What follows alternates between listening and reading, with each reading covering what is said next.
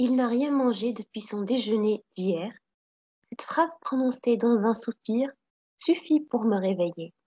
Une pénombre dense remplissait notre chambre. Ma mère chuchotait. Elle s'adressait à une silhouette indécise, debout au milieu de la pièce. La forme ne bougeait pas. Un vague murmure s'en échappait de temps à autre.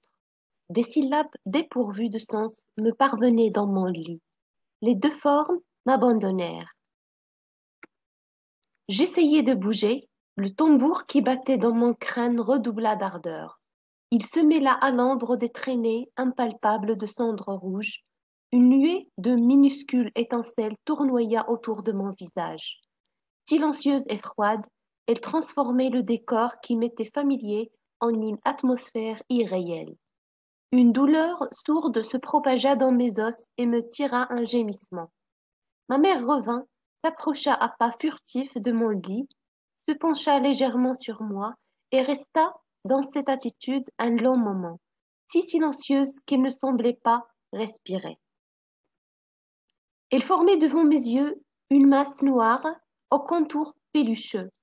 Je m'attendais à la voir s'effilocher et se dissoudre à l'exemple de ces fantômes qui me visitaient par mes nuits d'insomnie. Elle finit par soupirer et recula d'un pas. Je suis réveillée, lui dis-je. Mais j'ai mal. Cela va mieux puisque tu me parles. Pourquoi fait-il si sombre? Demandai-je. C'est le soir, répondit ma mère. Je n'ai pas voulu allumer la lampe pour ne pas gêner ton sommeil. Tu as eu la fièvre toute la nuit dernière et toute la matinée. Mes yeux n'ont pas cessé de couler. Hélas, mes larmes ne peuvent soulager ta souffrance. J'ai faim. Voilà une bonne nouvelle, louange à Dieu. Je vais te chercher un bol de bouillon. Elle me quitta un moment. Le bol de bouillon qu'elle m'apporta resta sur mes genoux quelques minutes. Rien que l'odeur de la nourriture me soulevait le cœur. Ma mère m'exhorta en vain à y goûter. Elle m'avait soutenu le corps à l'aide de coussins. La pièce roula, tangua, fut emportée à travers l'espace, tournant sur elle-même, subissant la loi immuable des astres et des météores. Ma mère eut juste le temps de rattraper le bol qui commençait à se répandre sur les couvertures et m'allongea avec d'infinies précautions.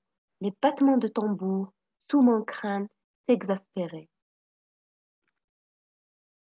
Les objets peu à peu ne partaient plus à la dérive. Maman vint s'asseoir non loin de mon lit, sur un matelas très bas. La femme du fabricant de charrues l'interpella. Zobida, comment va Sidi Mohammed? Couvre-le bien et donne-lui à boire du thé chaud. Sans doute a-t-il attrapé froid. Fatma intervint de sa fenêtre. Je crois plutôt qu'il souffre d'une insolation. Il faudrait lui entourer la tête d'écorce de citron et de feuilles de menthe. Vous avez peut-être raison toutes les deux, mes sœurs, mais si Dieu ne daigne pas soulager ses souffrances, tous mes soins resteront superflus. J'essayerai tous les remèdes pour hâter la guérison de mon enfant. Mon père s'annonça à la porte d'entrée de la maison. Il arrivait plus tôt que d'habitude. Pendant qu'il grimpait l'escalier, ma mère s'empressa d'allumer la lampe à pétrole. Notre chambre fut inondée de lumière jaune. Mon père entra.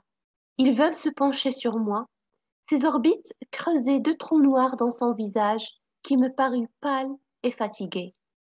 Il me toucha doucement le front, hocha la tête et me tourna le dos sans rien dire. Ma mère disposa la petite table basse pour le dîner.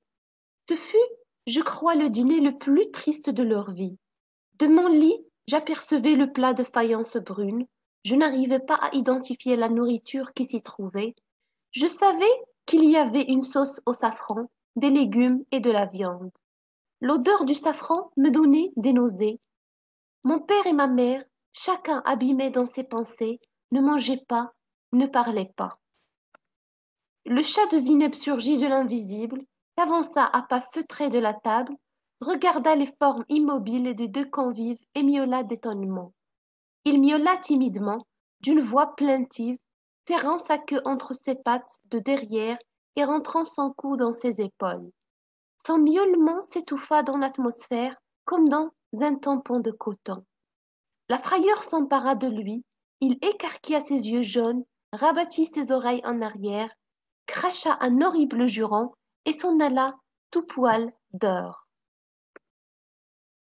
Mes parents n'avaient pas remué le petit doigt, n'avaient pas ouvert la bouche.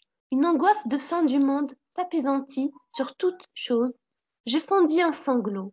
Mon père se secoua de sa torpeur et me demanda: Où as-tu mal, mon enfant? Tout octant, je lui répondis: Je n'ai pas mal, mais pourquoi ne parlez-vous pas? Nous n'avons rien à dire. Repose-toi et ne pleure plus. Ma mère se réveilla à son tour, prit la table et se dirigea vers sa cuisine. Elle revint, les mains chargées du plateau et des verres pour le thé. Elle trouva mon père debout, se préparant déjà pour dormir. Tu ne prends pas de thé? Lui demanda ma mère. Non, et dorénavant, tu feras attention à ne pas trop gaspiller ton sucre. Suis-je une femme qui gaspille? Telle n'est pas ma pensée. Je veux simplement te dire qu'à partir de demain, il nous sera difficile d'avoir du sucre et du thé tous les jours.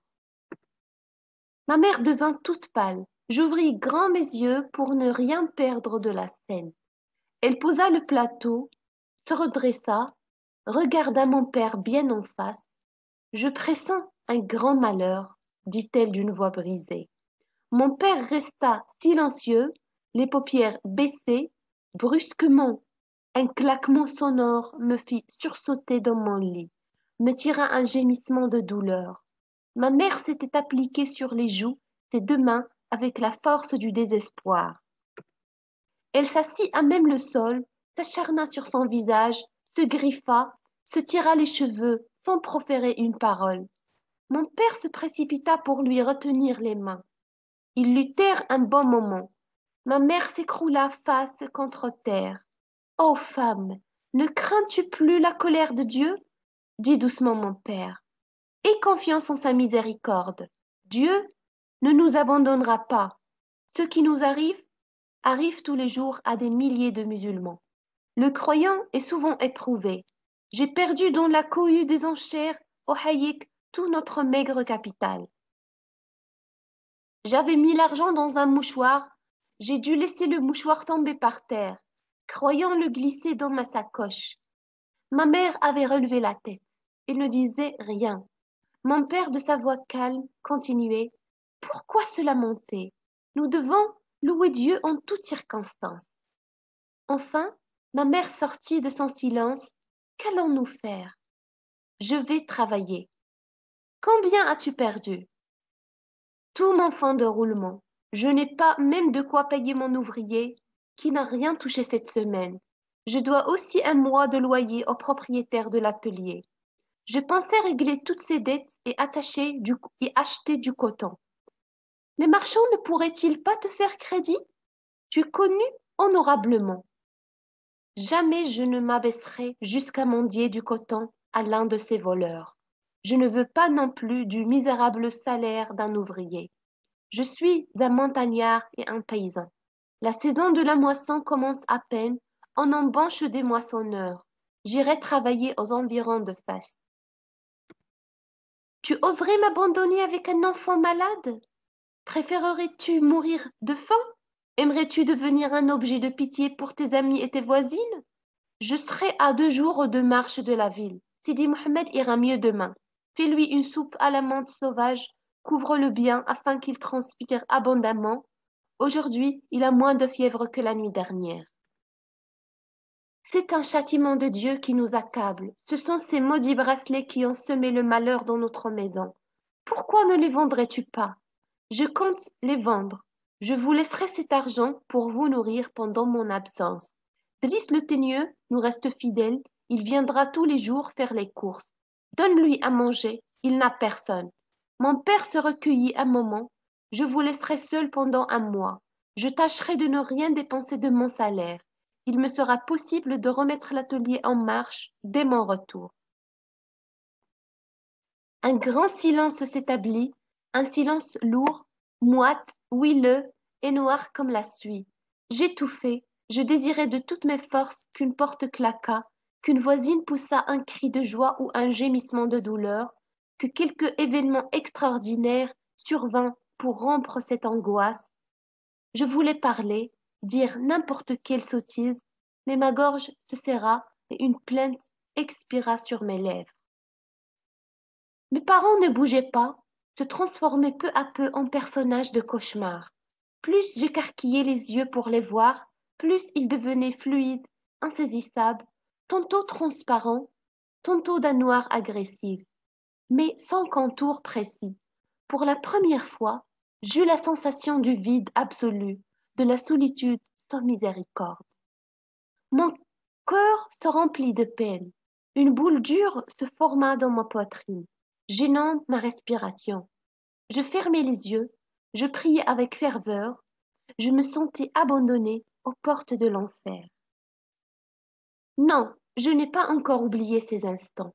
Seigneur, je me souviens de cette solitude vaste comme les immenses étendues des planètes mortes, de cette solitude où le sang meurt sans écho, où les ombres se prolongent dans des profondeurs d'angoisse et de mort, et le cœur qui saigne, source intarissable de peine, torrent surchauffé par les feux de mes chagrins et de mes douleurs, cri de ma chair écrasée sous le poids de ta malédiction.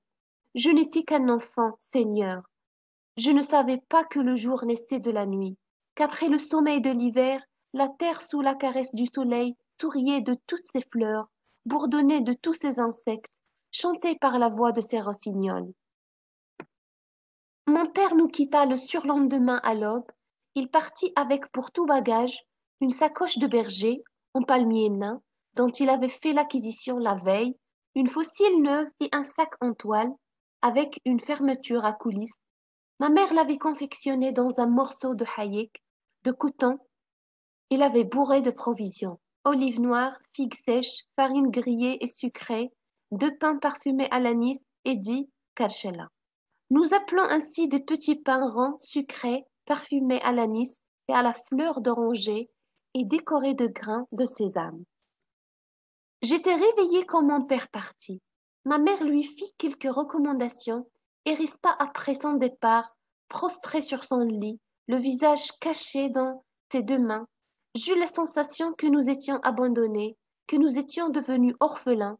Tout le monde dans le quartier devait être au courant de nos ennuis matériels et du départ de mon père. Il manifesterait à notre égard une pitié ostentatoire, plus humiliante que le pire mépris. Mon père partit, nous restions sans soutien, sans défense.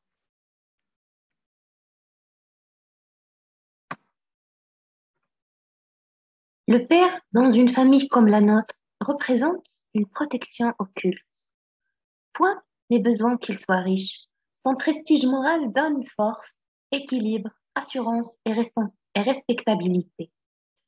Mon père venait le soir seulement à la maison, mais il semblait que toute la journée se passait en préparatifs pour le recevoir. Je comprenais ce qui tourmentait ma mère. Ce matin, dans la lumière du jour à peine naissant, elle se rendait compte dans le tréfonds de son cœur que ces préparatifs seraient vains. Personne, le soir, ne pousserait plus notre porte, n'apporterait de l'extérieur la suave odeur du travail, ne servirait de lien entre nous et la vie exubérante de la rue. Pour ma mère et pour moi, mon père représentait la force, l'aventure, la sécurité, la paix. Il n'avait jamais quitté sa maison. Les circonstances qui l'obligeaient ainsi à le faire prenaient dans notre imagination une figure hideuse. La maison se réveillait peu à peu, saluait le soleil et ses bruits familiers. Je me sentais mieux ce matin. Je m'assis dans mon lit. Ma tête ne pesait rien sur mes épaules. Mes bras n'étaient agités d'aucune fièvre. Maman, dis-je, est-ce que c'est long, un mois? Ma mère se secoua de sa torpeur, regarda à droite, puis à gauche, comme pour reconnaître l'endroit où elle se trouvait, et me fixa avec des yeux étonnés. As-tu parlé, Sidi Mohamed? Oui, maman. Je te demande si un mois est long. Un mois dure un mois, mon fils. Mais pour nous, le mois à venir sera une éternité. Je sais attendre. Toi, tu ne sais pas encore, ou plutôt, tu l'as su autrefois, mais tu as dû oublier. Ma mère parut abasourdie par cette réflexion. Qu'est-ce que tu attends? J'attends d'être un homme. Toi, tu n'attends plus rien puisque tu es grande, une grande personne.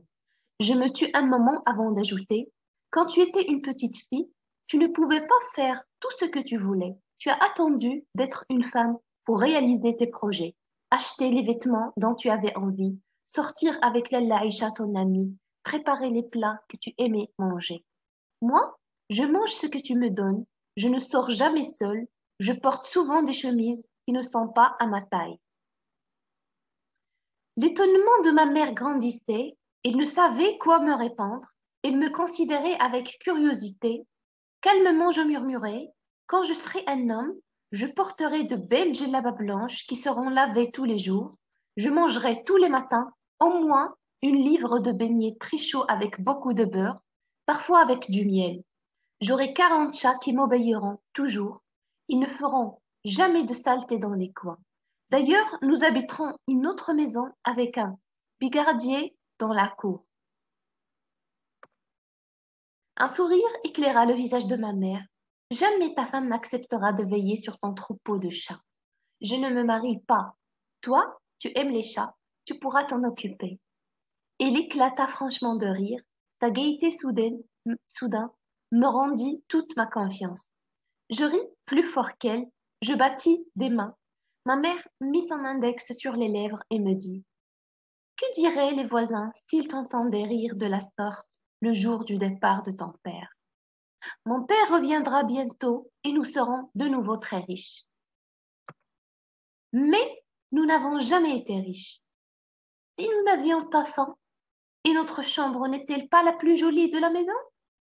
Repose-toi, mon petit, tant que je serai vivante, tu n'auras jamais faim. Dussé-je mendier? Quelqu'un gratta timidement à la porte. Ma mère se leva. Qui est là? Dit-elle tout en se dirigeant vers le couloir d'entrée. Suivi d'un long conciliabule, tout en murmures et en chuchotements, j'entendis finalement ma mère dire d'une voix pressante: Entre, Fatma, entre et donne-le lui toi-même. À moi, il refusera. Il est si entêté. Entre donc. Fatma Bzi lui apparut. Elle tenait à la main un bol fumant. Elle s'approcha de moi, me fit un large sourire et me demanda: Comment te sens-tu ce matin, Fké? Je ne répondis rien. Je ne voulais engager aucune conversation avec cette femme qui venait m'amadouer afin de me faire avaler quelques breuvages infects. J'ai préparé pour toi du thé de fille. Ne voudrais-tu pas y goûter? D'ordinaire, j'aimais le thé de fille, ce potage parfumé à la menthe sauvage. Par principe, je détournais mon visage du côté du mur. Je pensais mettre ainsi fin à toute tentative de persuasion. Ma mère vint au secours de notre voisine. Je suis sûre que tu l'aimeras, cette soupe. Après, j'enverrai Zineb t'acheter un beignet. Je me fis encore prier un moment. Je finis par me mettre sur mon séant. Je pris le bol, le humai d'une narine méfiante, regardai les deux femmes penchées sur moi avec sollicitude et déclarai que je n'aimais pas la soupe piquante. Toutes les deux me répondirent de concert avec un ensemble émouvant qu'il n'y avait pas dans cette soupe la moindre parcelle de piment ou de poivre. Je regardai ma mère dans les yeux et lui demandai à brûle-pourpoint comment elle pouvait le savoir puisqu'il n'avait pas goûté à cette soupe. Elle tenta de me répondre, chercha sa phrase, s'embrouilla, soupira, leva les yeux au plafond pour prendre à témoin les olives enfumées et partit se réfugier dans la cuisine. Fatma insistait. Moi, je t'affirme qu'il n'y a pas d'épices dans ce tas de filles. D'un geste, je lui collai le bol dans les mains. Tout le monde sait que le tas de filles sans épices est absolument immangeable. Ce n'est pas parce que je suis malade que tu vas me faire manger de la colle de farine. Fatma perdit patience, Je te dis que c'est bon. Goûte d'abord avant de dire de telles sottises. Prends vite. Je boudais toujours. Fatma devint tendre. D'une voix caressante, elle m'appela. Bonbons acidulés, petit fromage blanc, vermicelle au lait. Je ne pouvais pas résister à des mots si câlins. Je repris le bol de Taddafi. J'avais passablement faim. Je bus cette bonne soupe à grains de goulet. Je demandai ensuite à ma mère de me débarbouiller. Je changeai de chemise, me vêtis de ma djellaba. Je me sentais guérie, mais pas encore assez fort pour retourner à l'école. Pendant quelques jours, j'allais jouir de vraies vacances. Rahma m'aperçut à la fenêtre et me saluait joyeusement. Louange à Dieu, Sidi Mohammed, te voilà rétabli. Nous étions bien inquiets à ton sujet. Promets-moi de ne jamais tomber malade. J'en perds l'appétit, je le jure par Dieu et par ses saints vénérés. Qu'Allah vous conserve, toi et les tiens, en excellente santé, Rahma. Qu'il vous donne bonheur et prospérité, répondit ma mère du fond de sa cuisine. Rahma s'accouda à la grille de sa fenêtre, décidée à poursuivre le dialogue. Amin. Oh ma sœur Zoubida, est-ce que Sidi Abdeslam est parti ce matin? Je l'ai entendu descendre l'escalier. Oui, il doit être déjà loin. Dieu vous le ramènera sain et sauf. Rahma s'adressa à toute la maison pour déclarer. Les temps deviennent durs pour les pauvres gens que nous sommes, mais sachons louer Dieu dans la joie comme dans l'adversité. Pour toute réponse, quelqu'un éternuait très fort au rez-de-chaussée. Il éternuait 3 fois, puis se moucha avec conviction. Le bruit de ses narines me rappela le son de la trompette du Ramadan. J'éclatai d'un rire joyeux. Ma mère me prit par les épaules, me ramena vers mon matelas et me conseilla d'une voix ferme de m'allonger. Je n'étais pas encore assez fort pour me livrer à des excentricités. Je devais rester au lit. Elle me recommanda de réciter quelques versets du Coran afin de ne pas oublier tout ce que j'avais appris et pour attirer la bénédiction sur notre maison et sur la tête de mon père, parti vers l'inconnu. Je m'installai sur le matelas, l'air renfrogné. Je n'avais pas envie de réciter des versets du Coran. Je n'avais plus envie de rien. J'écoutais d'une oreille distraite les papotages ordinaires des femmes de la maison. Je ne prêtais aucune attention à leurs propos. Malgré le soleil, tout me paraissait sombre. La saleté des murs que j'apercevais par notre fenêtre me dégoûtait. Enfin, ma mère servit le déjeuner. Le menu se composait de 2 beignets qui m'étaient destinés, de beurre rance, d'olive noire et d'une botte de radis, cadeau de Fatma Bziouia, ou plutôt de son mari, Mohamed le jardinier. J'entamai un beignet, il devint dans ma bouche pâteux et sans goût. Je le mâchai, le remâchai, le promenant d'une joue à l'autre, je finis par l'avaler sans plaisir. La table débarrassée, ma mère posa à même le bois une petite théière d'émail dont nous ne nous servions jamais et de verre. Sans plateau, sans bouilloire dans la pièce, sans le rituel habituel qui présidait à la préparation du thé, une impression de dénuement flottait dans l'atmosphère. Seuls les ménages misérables procédaient de la sorte. À mes réflexions, ma mère répondit qu'elle ne pouvait plus passer son temps à faire briller le plateau, laver les verres, astiquer la théière d'étain. Qu'allait-elle donc faire de son temps? Je ne savais. Après déjeuner, ma mère me recommanda d'être bien sage, prit son haïk et partit rendre visite à Lalla Aïcha, son amie. Elles avaient tellement de choses à se dire. Je me souviens encore des heures affreuses passées à attendre, sans oser me mettre à la fenêtre, réprimant l'envie que j'avais de courir dans l'escalier, de sauter au soleil sur la terrasse. Je jetai un coup d'œil dans ma boîte à merveilles. Ce n'était plus une boîte à merveilles, mais un cercueil où gisaient les pitoyables cadavres de mes rêves. Je fis une atroce grimace. Les voisines ne devaient pas m'entendre pleurer. Je me mouchai dans un vieux chiffon qui traînait par terre.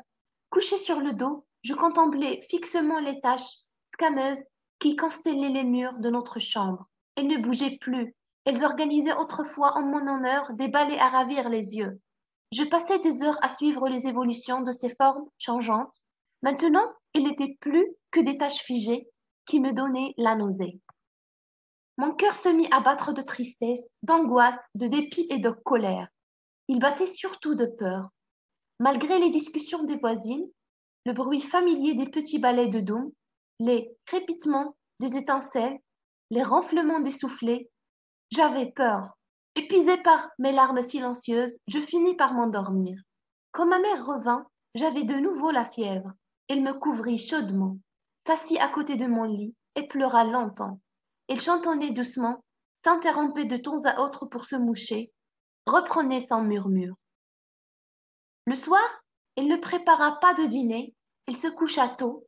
J'avais de la peine à m'endormir. Je m'agitais dans mon lit, me tournais, me retournais sans réussir à sombrer dans le sommeil. Brusquement, l'orage se déchaîna, le vent fonça sur la maison avec des hurlements de fureur, les portes claquèrent, au milieu de gémissements, des pleurs et des chuintements de la rafale, s'éleva un chant timide de flutio. Ce n'était pas une flûte humaine, semblable à ces roseaux à 7 trous qui font danser les fantômes à la lumière des étoiles. C'était, à n'en pas douter, quelque instrument d'une matière luisante et froide, forgé sans bruit au fond des eaux par un djinn atteint de démence.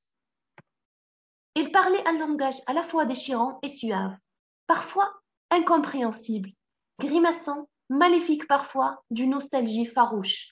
Il y avait des appels, des supplications, des reproches, des rires d'hyènes, de longs cris de douleur, des mots d'amour et des phrases de colère.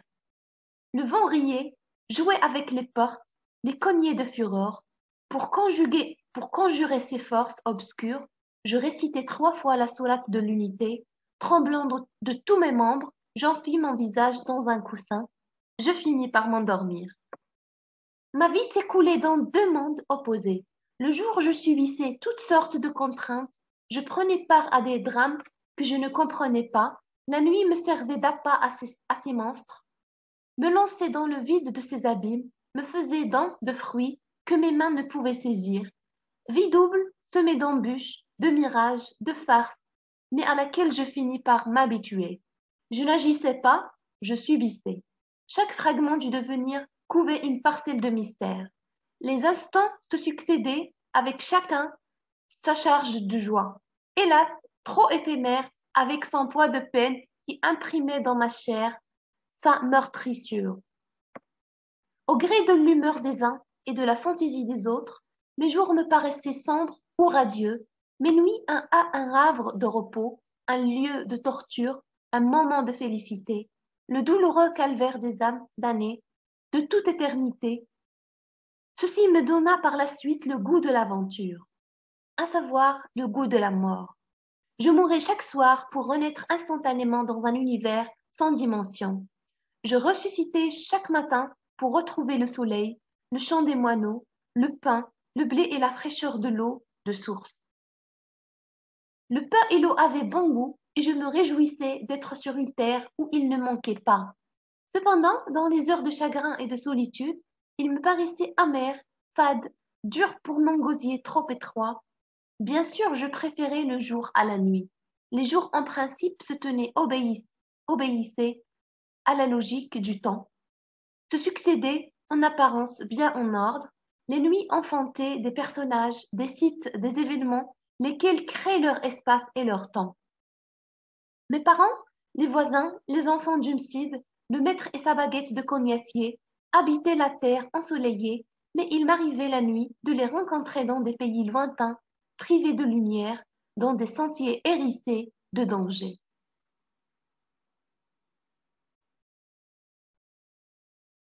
Nos rapports souvent n'étaient plus les mêmes que pendant le jour.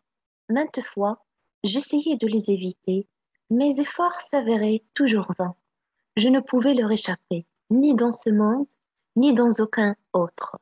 Il leur était donné de me choyer ou de me tourmenter selon leur bon plaisir. Plus tard, je me défendrais. Maintenant, je n'étais qu'un enfant. Un enfant couché en chien de fusil qui ronflait discrètement alors que tous les hommes étaient déjà partis au travail, alors que toutes les voisines avaient déjà procédé à leur toilette. Ma mère me réveilla. Sidi Mohamed, tu es si mal couché. Tu vas attraper le torticolis. J'entr'ouvris péniblement mes paupières. Le jour inondait notre chambre. Lève-toi et va faire tes ablutions. Pendant ce temps, je vais te faire cuire un œuf. J'aime beaucoup les œufs à l'huile avec du piment rouge et du persil. Je sais, je mettrai du piment rouge et du persil et même une pincée de cumin. Cette phrase n'échappa pas à l'oreille de Rahma. Elle se mit à sa fenêtre et cria: Nous appelons ce plat une omelette juive. C'est délicieux. Ma mère répondit: Sidi Mohammed est encore malade. Il a des envies comme une femme enceinte. Toutes les voisines se mêlèrent à la conversation. Les unes riaient, les autres faisaient des vœux pour mon prompt rétablissement. Tante Kenza, la Chouafa, raconta un de ses souvenirs. Elle avait connu une jeune femme enceinte qui, un jour, se rendant au bain, avait vu dans une boutique le laitier de beau fromage blanc. Elle désira en goûter, mais le laitier, un avaricieux, un disciple de Satan, refusa de lui en offrir la moindre miette. L'enfant arriva au monde quelques mois plus tard. Sur son ventre se détachait bien visible un morceau de fromage blanc.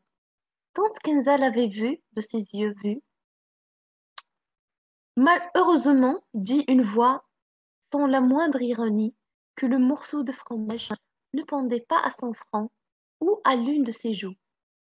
Driss le Teigneux appela de la porte d'entrée. Ma mère lui demanda de patienter une seconde. Elle allait descendre. Elle coupa un gros quartier de pain, courut à sa cuisine, l'enduire de beurre rance, empaqueta dans un papier graisseux une poignée d'olives noires et s'engouffra dans l'escalier.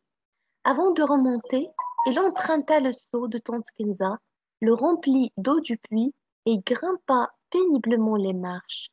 À la porte de notre cuisine trônait depuis toujours la jarre d'eau potable en terre poreuse. Ma mère y versa le seau, elle revint vers moi et me dit: Je vais me préparer, nous allons sortir ensemble. Nous passerons prendre le laïcha qui nous attend. Aujourd'hui, je t'emmène voir quelqu'un que tu ne connais pas. N'es-tu pas content de sortir un peu? Nous allons très loin. Tout en parlant, elle s'enveloppait dans son haïk, serrait son voile, secouait la poussière de ses babouches. Tu ne connais pas le quartier Kalkiline.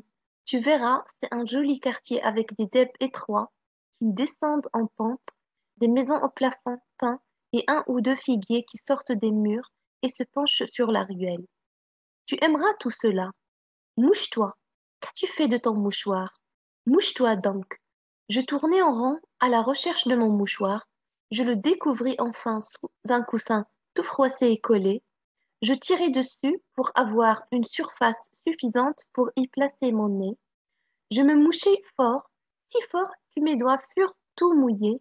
Je jetai le mouchoir et m'essuyai les doigts à même ma djellaba.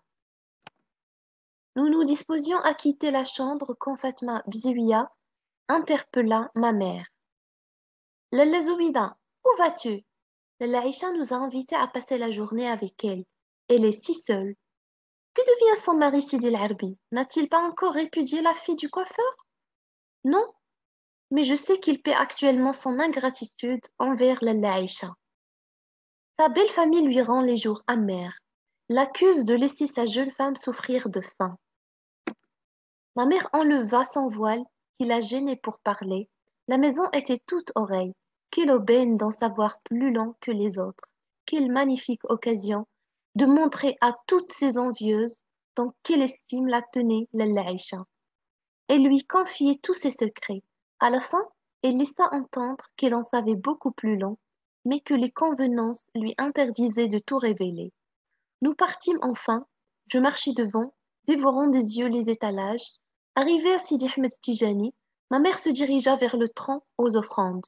Dans un mur couvert de mosaïques s'ouvrait un trou à hauteur d'homme, surmonté d'une grille en bronze ouvragée. Ma mère ne déposa aucune offrande dans le trou. Elle y introduisit simplement sa main, frotta sa joue contre la boiserie qui l'entourait et murmura une vague prière. J'étais trop petite pour atteindre le trou. Je collai mes lèvres sur la mosaïque froide du mur. Cette manifestation de respect pour Sidi Ahmed Tijani fit plaisir à ma mère. Viens mon petit œil, et qu'Allah te préserve de tout mal, me dit-elle. Je la suivis, nous fîmes quelques pas. Un marchand de poivrons et de tomates s'était installé dans l'angle d'une ruelle. Il exposait par terre ses légumes en petits tas bien ordonnés, de forme pyramidale. Combien vends-tu tes tomates? Lui demanda ma mère. Elle se courba, tâta par-ci, toucha par-là, mélangea poivrons et tomates, sema le désordre. Le marchand, furieux, lui répondit que cette marchandise n'était pas à vendre, surtout à une cliente aussi ennuyeuse. Très digne, ma mère se leva et lui conseilla de ramasser ses ordures s'il n'avait pas l'intention de les vendre. On ne devait pas permettre à des fainéants de cette espèce d'encombrer la rue et de gêner la circulation. Elle allait sûrement continuer sa diatribe, mais je m'emparai de sa main et la forçai à me suivre. Nous abandonnâmes le marchand, secoué de colère. À notre gauche se dressait un portail, monumental orné de clous et de marteaux de bronze d'un très beau travail. Mais dis-moi, à qui appartient cette maison? Ce n'est pas une maison, c'est un bureau de chrétiens. Je vois des musulmans y entrer. Ils travaillent avec les chrétiens. Les chrétiens sont, les chrétiens, mon fils, sont riches et paient bien ceux qui connaissent leur langue. Est-ce que je parierai la langue des chrétiens quand je serai grand? Dieu te préserve, mon fils, de tout contact avec ces gens que nous ne connaissons pas. La rue Zankat Jama s'ouvrait à main gauche face à l'ancien marché aux esclaves. Dès l'entrée de la maison, ma mère appela la Aïcha. Elle nous souhaita la bienvenue de sa chambre du deuxième étage et nous pria de monter.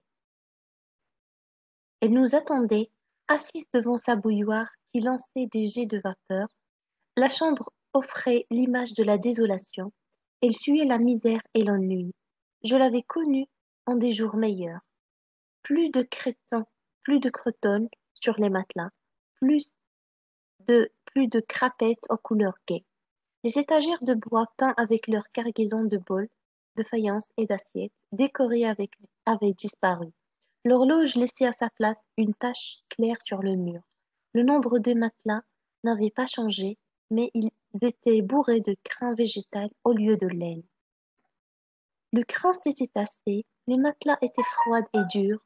D'ailleurs, toute la pièce paraissait froide et dure. Une sorte d'angoisse imprégnait l'atmosphère. La maison me parut morte, les locataires silencieux se tenaient tapis, sans aucun doute, dans les coins les plus sombres de leur pièce. Un petit chat miaulait désespérément sur la terrasse. Il avait dû miauler pendant des jours. Sa voix saignait à chaque appel. La Laïcha prépara le thé et le servit dans un petit plateau de cuivre jaune aux gravures effacées. Il s'acquittait de ses devoirs d'hôtesse avec beaucoup de dignité. Personne ne disait rien. Chacun de nous trois poursuivait son rêve particulier, s'absorbait dans ses pensées. La Laïcha rompit le silence. Nous irons plutôt dans le quartier Sfar. Le quartier de Kalkilil est en voyage dans le Jbel. Il paraît qu'il a encore de la famille dans un village perdu. Sidi al-Harafi que nous irons consulter est aveugle. Je tiens les renseignements de Khadouj, l'Alawiya, qu'il a consulté 2 ou 3 fois. Elle m'a affirmé que tout ce qu'il lui avait prédit s'était réalisé point par point. J'ai de l'espoir, Zobida. Avec l'aide de ce voyant, je suis sûre d'atteindre le but. Nous sommes de très faibles créatures. Le bonheur est chose fragile. Mon nid a été saccagé. Je n'aurai de repos que le jour où il reviendra, ce qu'il était. Ma mère hochait la tête. Moi, je soupirais parce que je savais que dans de telles circonstances, il convenait de soupirer. Le silence s'établit de nouveau. Ma mère dit enfin: Lalaïcha, j'ai moi aussi grand besoin de conseils. Je tremble pour ma maison, pour mon mari, pour mon fils. Quand la colère de Dieu se déchaîne sur les gens pauvres comme nous, il les réduit en cendres. Les personnes qui savent nous sont d'un secours précieux. Sidi al-Arafi a bonne réputation. Il nous aidera sûrement. Il est permis à l'esclave de faire ce qui est en son pouvoir pour remédier à sa misère. Ensuite, il doit s'en remettre à son Seigneur pour l'accomplissement de ses desseins. Ayons confiance. Le Laïcha, qui n'avait rien perdu de son embonpoint, s'arracha péniblement du sol, prit son haït.